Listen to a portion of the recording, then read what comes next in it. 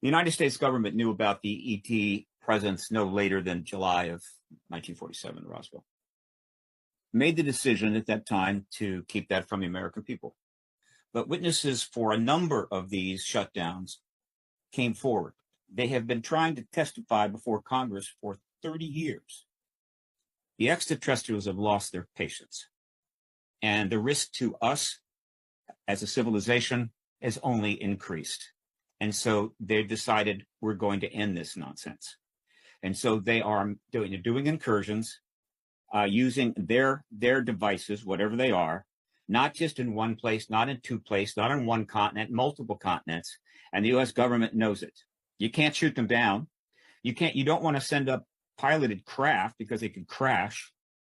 So you send up your own drones to somehow monitor them as best you can.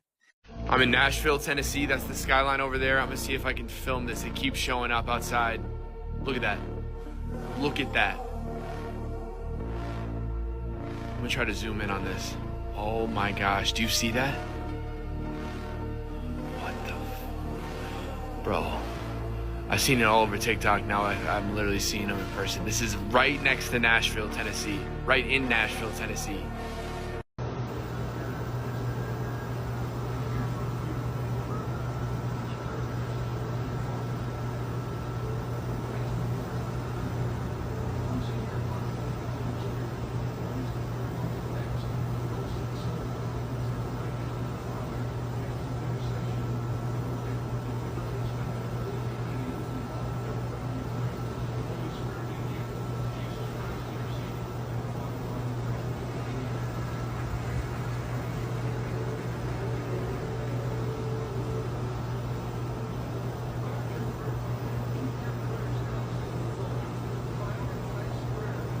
The biggest cover-up, frankly, is in the big breakthroughs in transdimensional physics in the science of consciousness. That's the biggest one, bigger than the free energy, bigger than the anti-gravity. I call this the lost century. There's a century of evolution on this planet that has been sidelined into the gutter of endless war and ignorance and cover-ups. Our spirituality and social development has lagged way below our technological abilities to destroy the planet and be a threat to other worlds. Right. So we're in this sort of transition phase that's fraught, and these civilizations know that. So that's sort of the big picture. But there's many of these civilizations are specifically interested in human contact and development of consciousness, but also humans understanding sort of the conscious universe so that we can understand their way of living, their travel, their communication, their paradigm. And that's why the big science is the science of consciousness. The next 1,000 years is going to be all about the development of higher states of consciousness, but also the applications of consciousness in science and communication and healing